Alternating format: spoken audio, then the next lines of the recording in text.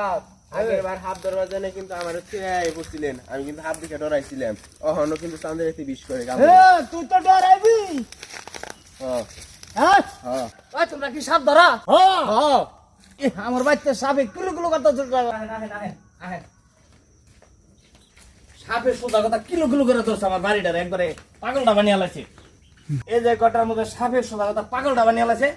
আমরা কি সাপ ধরা আর কেমনে এইভাবে পদ্ধতি করে সাপটা ধরে দিবে ভাই সাপটা ধরে নিতে পারি ভাই হ্যাঁ একটা শর্ত আছে কি শর্ত সাপ ধরে নিবো তারপর আমার কিছু খরচপাতি দিতে হবে আচ্ছা আচ্ছা আপনাকে ভালো বকশিস দাও আচ্ছা ঠিক আছে দেখি সাপ দেখা যায় ওস্তাদ, কিনা নুন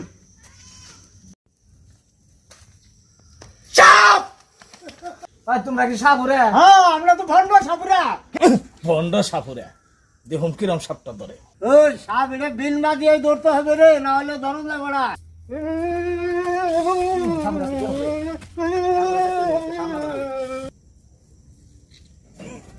ও বাবা রে উস্তাদ রে কি বের করছে রে